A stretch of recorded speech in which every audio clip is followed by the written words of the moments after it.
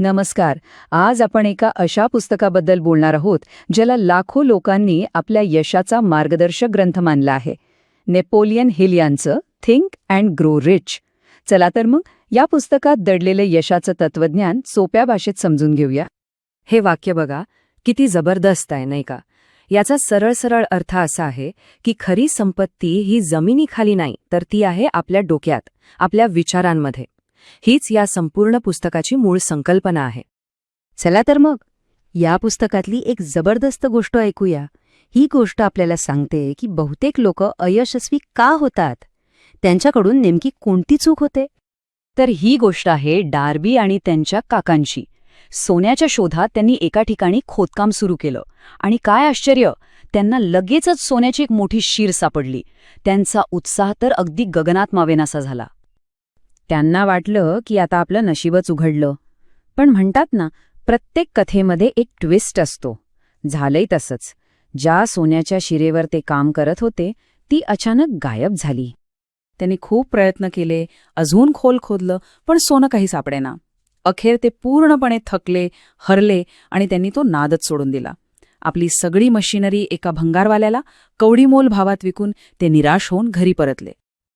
आता हिल म्हणतायत की हा त्यांचा कायमचा पराभव नव्हता, हा फक्त एक तात्पुरता पराभव होता. पण इथे एक महत्त्वाचा प्रश्न उभा राहतो.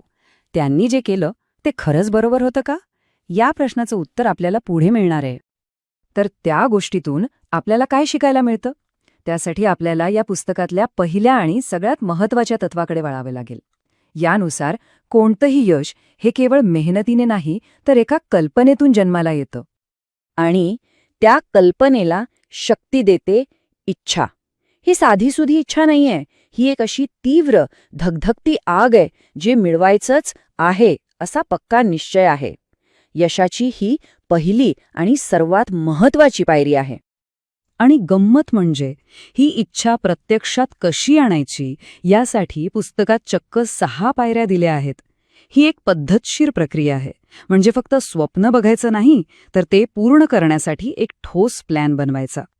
आता कल्पना हिल म्हणतात की ती 2 प्रकारची असते.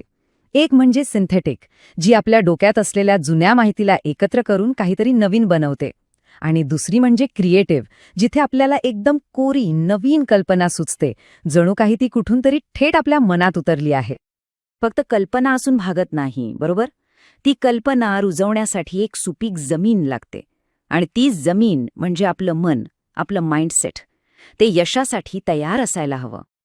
आणि बघा, ही कविता किती छान सांगते की लढाई जिंकण्यासाठी ताकद किंवा वेग नाही, तर मी जिंकू शकतो हा विश्वास लागतो. सगळा खेळ हा मानसिकतेचा आहे, सगळा खेळ विचारांचा आहे.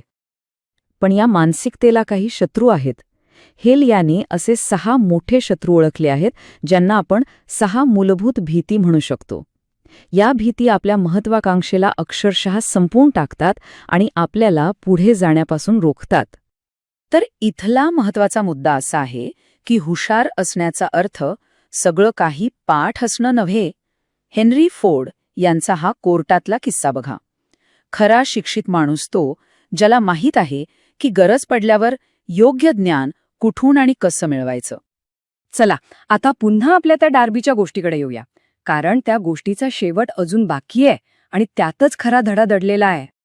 तो भंगारवाला ज्याने ती मशिनरी विकत घेतली, तो काही साधासुधा नव्हता. त्याने डार्बीसारखी चूक केली नाही. त्याने एक छोटी पण खूप महत्वाची गोष्ट केली. त्याने हार मानण्याआधी एका तज्ज्ञाचा सल्ला घेतला. आणि त्या तज्ज्ञाने काय शोधून काढलं असेल की सोनं डार्बी आणि त्याच्या काकांनी जिथे खोदणं थांबवलं होतं तिथून फक्त 3 फूट खाली होतं. अगदी बरोबर, फक्त 3 फूट. यश आणि अपयशातलं अंतर कधीकधी इतकंच असतं.